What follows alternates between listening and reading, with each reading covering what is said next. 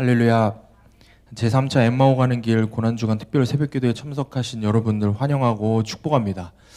오늘 본문의 말씀을 통해서 십자가에 못 박게 하소서, 십자가에 못 박게 하소서라는 제목으로 하나님 말씀 전하겠습니다. 어떤 보석상에 강도가 들어왔습니다. 그런데 이 강도가 이상하게도 아무런 보석도 훔쳐가지를 않았습니다. 단지 이 강도가 한 일이 한 가지가 있는데 보석 아래에 적어놓은 그 가격표를 다 바꿔놓은 것입니다. 고가의 보석에는 가장 헐값의 가격표를, 그리고 값싼 보석에는 고가의 가격표를 붙여놓았습니다. 다음날 어떻게 됐을까요?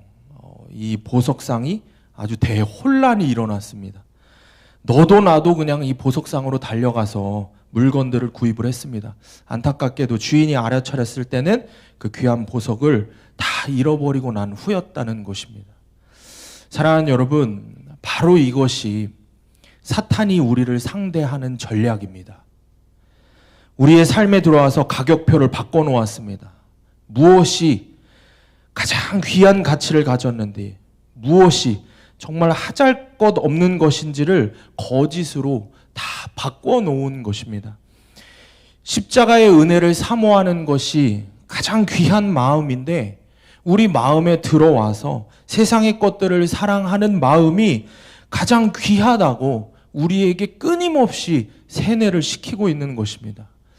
바라기는 오늘 말씀을 통해서 우리 인생의 가치가 재정돈되기를 원합니다. 성령께서 오늘 이 시간에 다시 한번 우리의 심령에 찾아오실 줄 믿습니다.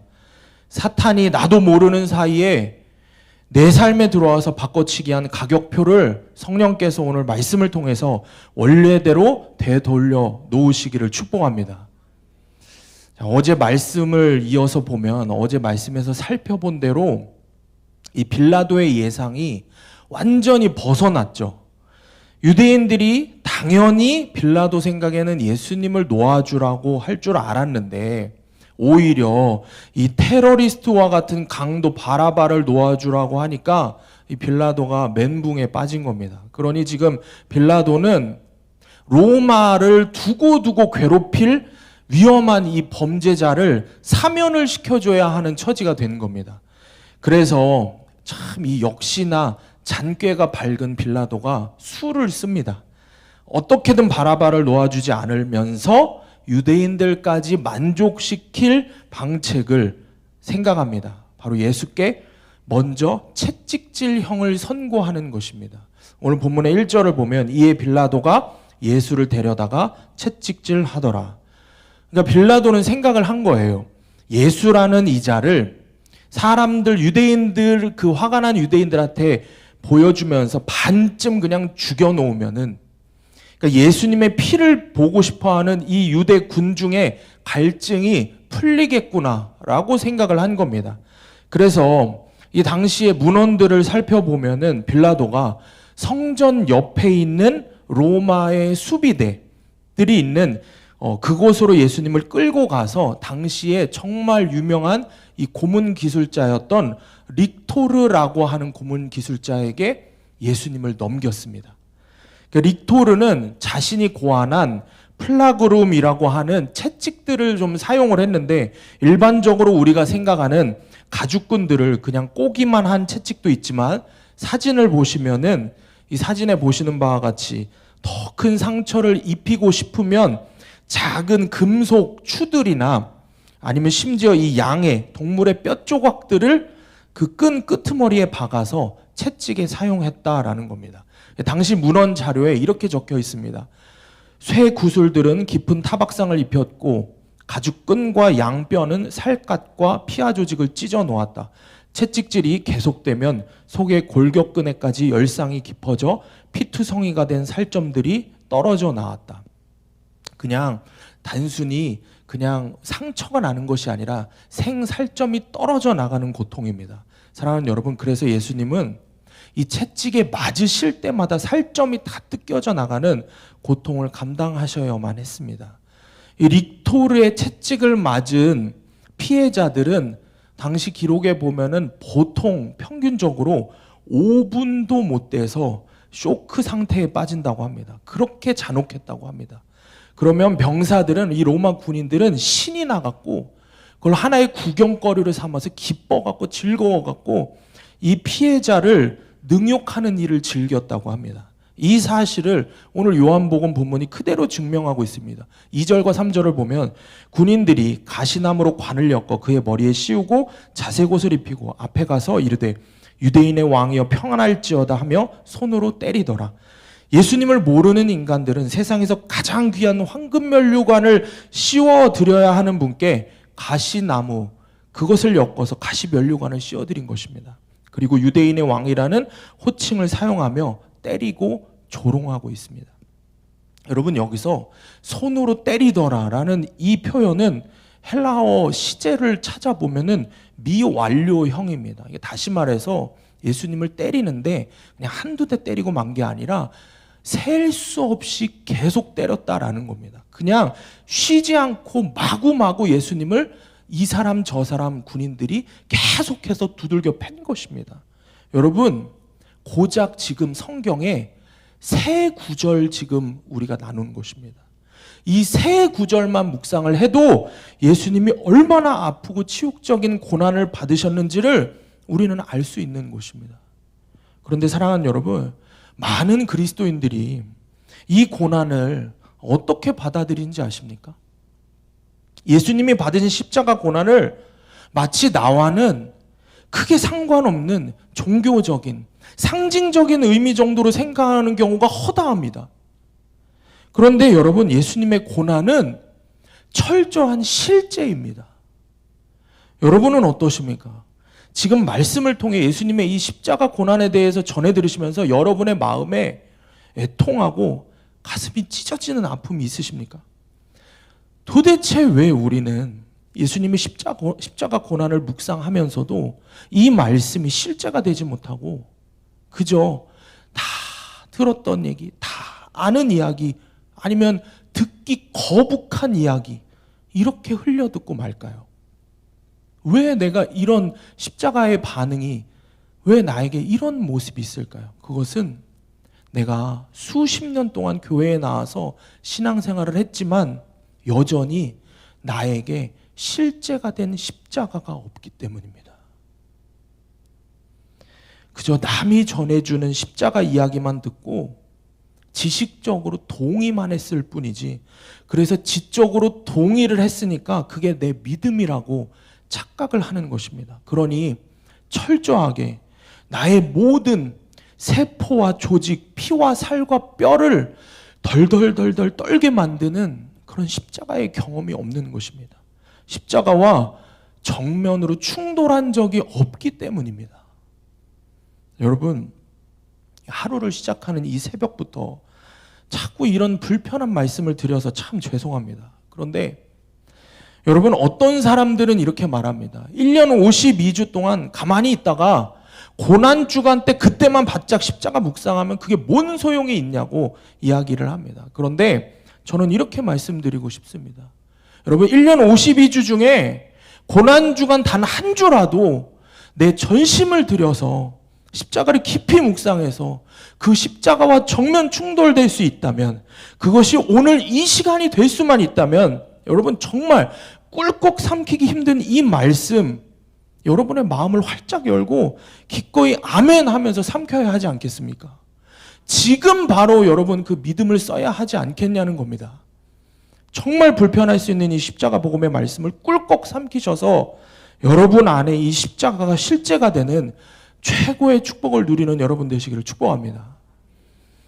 1800년대 말에 영국의 케임브리지 대학에 유명한 스포츠 스타 시티 스터드라는 사람이 있었습니다. 그가 영국 귀족 사회에서도 가장 뛰어난 귀족 중의 귀족이었고 그런 집안의 자제였습니다. 지금으로 따지면은 그가 박지성, 손흥민 이런 유명한 스포츠 스타를 능가하는 인기에다가 100년에 한 번 나올까 말까한 전도유망한 크리켓 스포츠팀의 주장이었습니다. 말 그대로 엄친아의 최고의 재력, 권력, 인기, 그리고 학벌까지 모든 걸 다 갖고 있는 사람이었습니다. 그런데 시티 스터드에게 있어 자신이 갖고 있는 어마어마한 돈도 실제고, 귀족 지위도 실제고, 사회적인 인기도 실제고, 최고의 학벌도 모두 다 실제였지만 단 한 가지, 예수 믿는 일만큼은 실제가 되지 않았습니다. 그가 모태신앙이었음에도 불구하고 말입니다. 그런 그가 우연히 참석한 학교 채플에서 교육도 제대로 받지 못한 무식한 미국에서 온 전도자 무디의 말씀을 듣고 십자가와 정면으로 충돌하게 됩니다.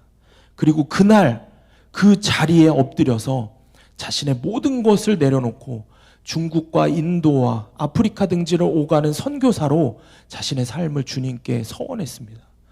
이후에 그는 철저하게 아버지께 받은 그 많은 재산을 모두 가난한 사람들에게 나눠주고 하나님의 일을 감당합니다. 그러던 어느 날 그가 중국에서 복음을 전하다가 체포되어서 대나무로 태형을 맞았는데 대나무로 2,000대나 맞아갖고 등가죽이 다 터져서 기록을 보면 빨간 잼같이 됐다고 이야기를 합니다.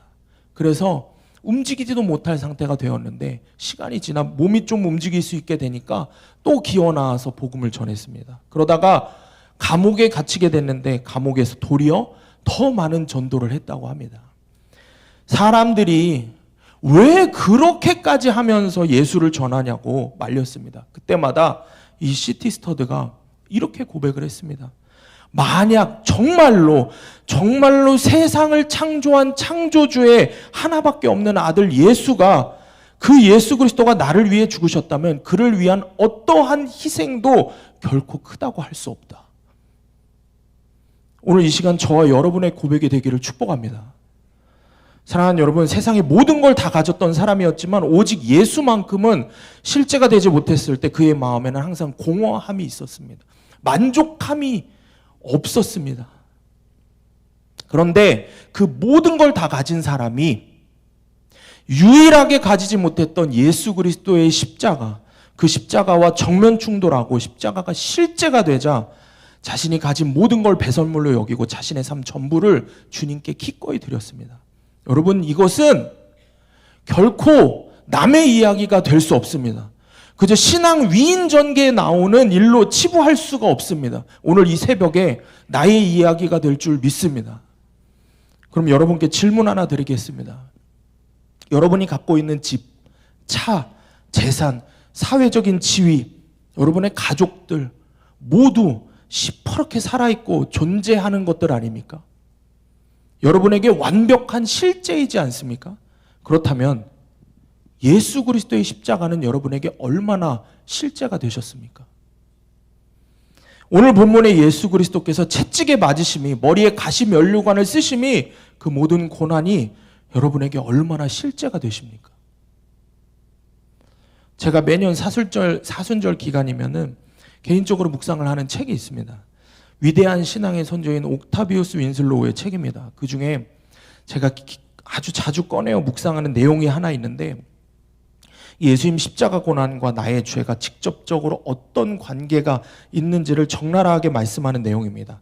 청년 시절에 처음에 제가 이 책을 접하고 나서 그걸 읽었던 날을 잊지를 못합니다. 새벽 시간에 이 책을 들고 나가서 예배당 앞에 나가서 엎드려서 얼마나 가슴을 치면서 통곡하면서 울며 회개했는지 모릅니다.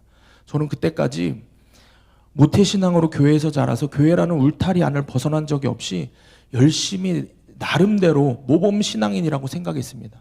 예수님 십자가도 어린 나이에 나는 경험했지, 이런 생각들을 착각을 하고 살았습니다. 그런데 그 책의 내용을 처음 읽게 된 그날 저는 태어나서 처음으로 나의 작은 죄들 하나까지도 그 모든 것들이 다 예수님을 십자가에 못 박았다는 비참한 사실을 깨닫게 됐습니다. 그 내용을 좀 읽어드릴 텐데, 바라기는 예수님의 십자가 고난이 철저하게 나에게 실제가 되는, 여러분에게 실제가 되는 은혜가 있기를 원합니다. 윈슬로우의 고백입니다. 왜 예수님의 머리에 가시 면류관이 씌어졌습니까? 나의 머리로 지은 모든 죄들 때문입니다. 내 생각으로 지은 모든 죄를 말합니다. 분명히 하나님이 말씀하셨는데 옆에 사람들이 하는 소리에 귀 기울이고 세상이 하는 말들 쫓아서 살아가는, 그래서 내 생각이 더 옳다고 믿고 돈, 명예, 성공을 쫓아가는 그런 삶을 이야기합니다. 왜 예수님의 가슴이 로마 군병의 채찍에 맞아 갈기갈기 찢어져 피를 흘리셨습니까? 내가 아무도 몰래 마음속으로 지은 모든 은밀한 죄 때문입니다. 가족, 직장, 교회 공동체에서 남을 미워하는 마음, 시기 질투하는 마음, 사랑하지 못하는 마음, 음란한 마음을 이야기하는 겁니다. 왜 예수님의 두 손에 대못이 박혀서 피를 흘리셨습니까? 내가 손으로 지은 죄 때문입니다. 왜 예수님의 두 발에 못이 박혀서 피를 흘리셨습니까? 내가 결코 가서는 안 될 곳을 돌아다니며 지은 죄 때문입니다. 교회에 나와서 하나님 만나기보다 세상 사람들과 어울리는 걸 더 좋아하는 내 모습 때문입니다. 왜 예수님께서 로마 군병의 창에 옆구리가 찔려 마지막 피와 물 한 방울까지 다 흘리셨습니까? 도저히 끝까지 내려놓지 않고 버티고 있는 나의 더러운 자아, 나의 더러운 고집, 나만 위하고 나만 사랑하는 내 자존심, 끝까지 말씀을 고지고대로 믿으려고 하지 않는 가짜 믿음으로 끝까지 죄를 좋아하는 나의 그 비참한 모습을 완전하게 주님이 깨끗하게 하시기 위함입니다. 여러분 믿으십니까? 여러분, 예수님 십자가의 고난이 나의 모든 단 하나도 빠뜨릴 수 없는 이 모든 죄가 예수님의 십자가 고난 하나하나 한 발짝 한 발자국에 다 새겨져 있는 곳입니다. 사랑하는 여러분, 예수님 십자가 고난은 나와 상관없는 이야기가 결코 아닙니다. 철저하게 십자가 고난 모든 과정 하나가 다 모든 나의 죄와 연결되어 있습니다. 더 정확히는 과거에 지은 좀 큰 죄들만 이야기하는 게 아닙니다. 바로 오늘 이 시간에도 내가 하나님 말씀을 들으면서 내 생각으로 재단하고 판단하며 듣고 싶은 말씀만 듣는 나의 마음, 인정하고 싶은 죄만 인정하려고 하는 마음, 하나님의 성전 안에서 이 거룩한 하나님 전에서 예배 드리면서도 하나님이 왕이 아니라 내가 왕이 돼서 내가 판단하는 대로 내 마음대로 예배 드리는 나의 이런 모든 죄악된 모습이 전부 예수님을 십자가에 못 박은 것입니다. 여러분, 오늘 이 시간 나의 그 모든 죄를 껴안고 주님 앞으로 나아가시기를 축복합니다. 그래서 그 모든 죄를 완전히 사해 주실 십자가와 정면 충돌하시는 은혜가 있기를 축복합니다. 적용 질문입니다. 채찍질 당하시는 예수님의 고난이 나에게 정말 실제가 되었습니까? 그리스도의 고난이 더욱 실제가 되기 위해 배우자와 자녀, 공동체 지체에게 내가 기꺼이 받을 채찍은 무엇입니까? 계속해서 말씀 보면 유대인들은 자신들의 법으로 따지면 예수님의 죄가 사형에 해당한다고 주장합니다. 하지만 예수님은 십자가 사명을 이루셔야 되기 때문에 빌라도 앞에서 자신을 변호하지를 않으십니다. 오늘 본문의 7절에서 9절 말씀 함께 읽겠습니다. 시작. 유대인들이 대답하되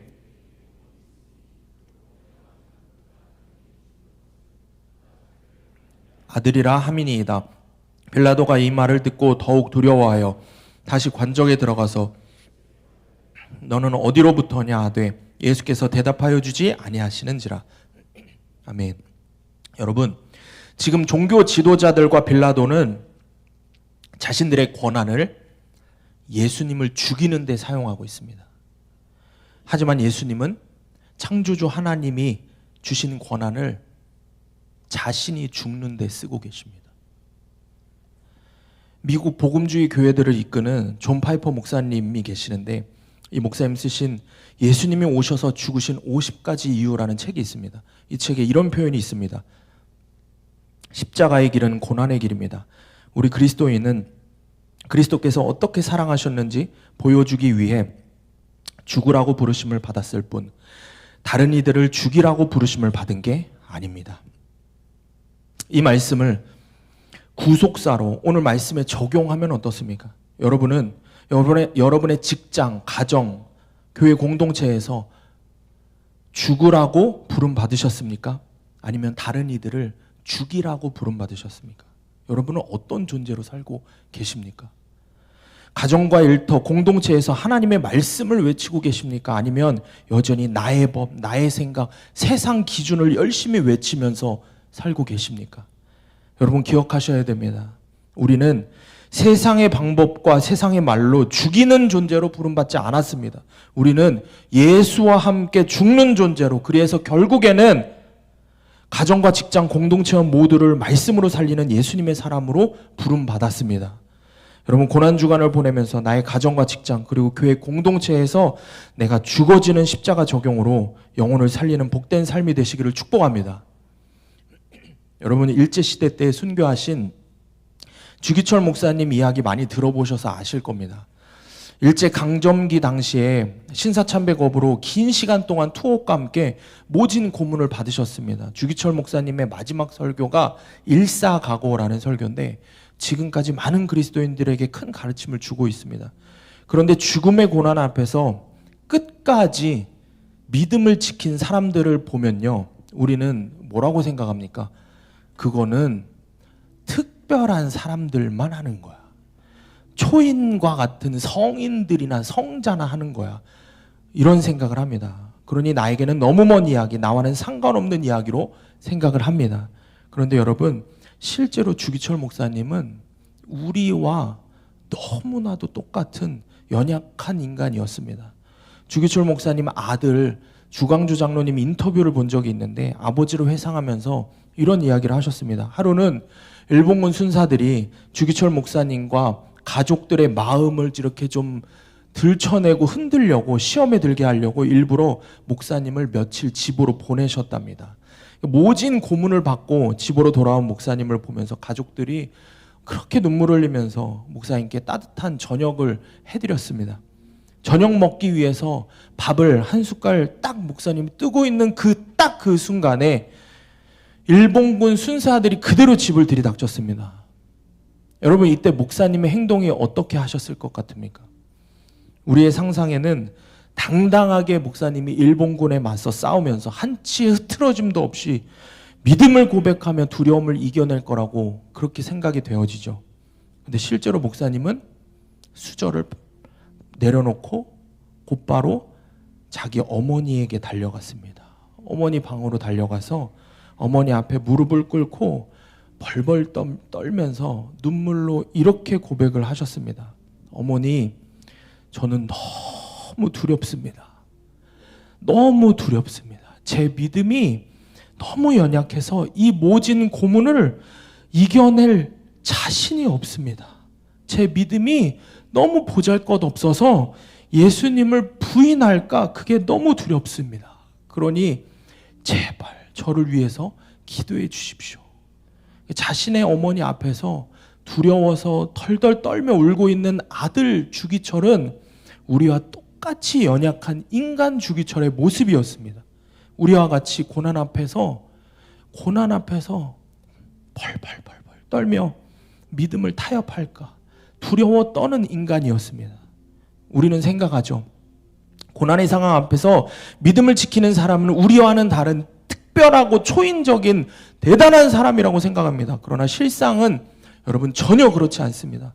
초대교회에 순교한 수많은 믿음의 선조들도, 그리고 주기철 목사님도 우리와 다르지 않은 똑같이 연약한 인간입니다. 그럼에도 불구하고 고난 앞에서 기뻐하며 마지막까지 자신들의 믿음을 지킬 수 있었던 단 한 가지의 비결이 있었습니다. 오직 예수 그리스도 때문이었습니다. 자신을 위해서 십자가에서 죽으신 예수 그리스도를 향한 실제가 된 믿음이 있었습니다. 도저히 자격이 없는 나를 사랑하셔서 나를 위해 십자가에서 처참히 죽어가신 그 예수님의 십자가 사랑 때문에 도저히 그게 믿어지지 않고 받을 수 없고 갚을 수 없는 은혜여서 그 사랑을 도저히 거부할 수가 없어서, 그래서 그들은 고난 가운데 자신들의 믿음을 지켜낸 것입니다. 주기철 목사님 마지막 일사각오에 이렇게 설교하셨습니다. 고백하셨습니다. 우리 주님 날 위해 십자가 고초 당하시고 십자가 지고 돌아가셨는데 나 어찌 죽음이 무섭다고 주님을 모른 채 하리이까. 오직 일사각오가 있을 뿐입니다. 일사각오, 단 하나밖에 없는 나의 생명을 오직 주님께만 드릴 각오가 있다라는 고백입니다. 여러분, 주기철 목사님 장례식장에서 많은 사람들이 슬픔의 눈물을 흘렸습니다. 용인 양지에 가면은 순교자 기념관이 있습니다. 거기에 가면은 제가 거기를 자주 가서 거기 순교자들을 보고 그렇게 묵상하고 돌아온 때가 많았는데, 하루는 사진이 하나 있는 겁니다. 주기철 목사님 장례식 행렬 사진이었습니다. 그리고 그 밑에 어떤 고백이 하나 적혀 있는 걸 보고 제가 그걸 보고 펑펑 울었습니다. 그 자리에서. 목사님 장례식장에서 얼마나 많은 사람들이 울었겠습니까? 그런데 여러분, 하나님이 그 눈물을 기쁨과 감사의 눈물로 바꾸셨습니다. 장례 행렬 마지막에 성도들에게 하나님께서 놀라운 기적을 보여주셨습니다. 목사님 시신이 운구되는 그 길을 따라서 모든 성도들이 그 자리에서 파란 저 하늘 위에 구름 사이에 빛나는 의의 면류관을 보았습니다. 그러므로 사랑하는 여러분, 세상을 선택하지 않고 나의 자아의 뜻을 선택하지 않고 예수와 함께 십자가의 길을 가는 것은 여러분, 우리만, 그리스도인만 누릴 수 있는 특권입니다. 오늘 말씀을 이렇게 준비하면서 어떤 결론을 맺어야 하는가 참 고민을 많이 했습니다. 설교의 구하를 십자가의 길을 가야 한다라고 외쳤는데 성도님들이 말씀을 듣기가 참 힘드시겠다 걱정이 들었습니다. 그런데 기도를 하는 가운데 그게 참 부족한 저의 인간적인 마음이란 걸 깨닫게 하셨습니다. 옥타비우스 윈슬로우의 책에 이런 고백이 있습니다. 진정으로 우리는 십자가 밑에 있는 것을 즐거워합니까? 우리는 확신하고 있습니다. 십자가 아래, 그곳이야말로 천국의 가장 가까운 장소요, 천국의 가장 귀한 복들이 유일하게 발견되는 곳임을 말입니다. 십자가 아래야말로 그곳에서 퍼져나오는 따뜻한 햇볕 아래서 성령의 거룩한 열매들이 무르익는 곳이며, 그곳의 신성한 그늘 아래서 가장 달콤한 휴식을 얻을 수 있는 곳입니다. 여러분, 십자가 앞으로 나아가시길 바랍니다. 주님 십자가 앞으로 나아가는 것은 결코 고난이 아니고 축복입니다. 십자가 아래가 가장 따뜻한, 가장 포근한 우리 주님의 품입니다. 세상이 결코 줄 수 없는 주님이 주시는 완전한 위로와 평안을 누릴 수 있는 곳이 예수님 십자가 아래입니다.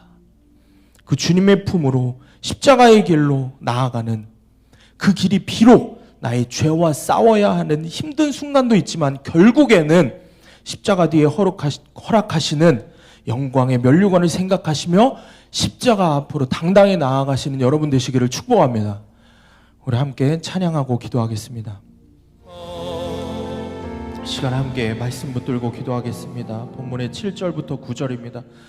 유대인들이 대답하되 우리에게 법이 있으니 그 법대로 하면 그가 당연히 죽을 것은 그가 자기를 하나님의 아들이라 함이니이다. 빌라도가 이 말을 듣고 더욱 두려워하여 다시 관정에 들어가서 예수께 말하되 너는 어디로부터냐 하되 예수께서 대답하여 주지 아니하시는지라. 이 시간 주님의 십자가 고난을 기억하며 우리가 함께 기도하기를 원합니다. 오 성령님, 이 시간 강권적으로 우리에게 우리의 심령에 임하여 주시옵소서. 아멘. 나의 모든 작은 죄 하나하나까지, 나의 머리부터 발끝, 나의 마음으로까지 지은 죄 하나하나가 예수님을 십자가에 못 박았음을 깨닫는 은혜를 허락하여 주시옵소서. 아멘. 왜 예수님의 머리에 가시면류관이 씌워졌습니까? 나의 머리로 지은 모든 죄들 때문입니다. 왜 예수님의 가슴이 로마 군병의 채찍에 맞아 갈기갈기 찢어져 피를 흘리셨습니까? 내가 아무도 몰래 마음속으로 지은 모든 은밀한 죄 때문입니다. 아멘. 왜 예수님의 두 손에 대못이 박혀서 피를 흘리셨습니까? 내가 손으로 지은 모든 죄 때문입니다. 왜 예수님의 두 발에 못이 박혀 피를 흘리셨습니까? 내가 가서는 안 될 곳을 돌아다니며 지은 죄 때문입니다. 왜 예수님께서 로마 군병의 창에 옆구리가 찔려 마지막 피 한 방울까지 다 흘리셨습니까? 도저히 끝까지 내려놓지 않는 나의 자아, 나의 가짜 믿음, 죄를 좋아하는 그 모습 때문에 주님이 십자가에서 죽으셨습니다. 아멘. 성령님, 하늘문을 여시고 순종하는 마음을 여는 모든 성도들에게 회개의 영을 넘치도록 부어주시옵소서. 아멘. 나를 보시고 가슴이 찢어지셨던 주님의 그 마음을 부어 주시옵소서. 여전히 내가 어찌할 바를 알지 못해 기도하지 못하는 나를 불쌍히 여겨 주시옵소서. 주님 긍휼히 여겨 주시옵소서. 성령님 나를 도와 주시옵소서. 나의 입술을 열어 기도하게 하여 주시옵소서. 우리 주의 한번을 치고 동성으로 기도합니다. 주여, 주님, 우리 심령의 회개, 우리 마음의 회개, 나의 모든 죄들이 드러나게 하여 주시옵소서. 예수 그리스도의 십자가가 그 고난과 고통과 지옥과 죽음이 나에게 십자가 되게 하여 주시옵소서. 나를 위해 죽으신, 나를 위해 매맞으신, 나를 위해 못 박히신 주님 그 십자가의 고난이 십자가 되게 하여 주셨소서. 나의 모든 죄들이 드러나게 하여 주시옵소서. 성령님, 시간 가란 겨울이라도 예수 그리스도의 십자가와 정말 충돌하는 은혜를 받으시옵소서.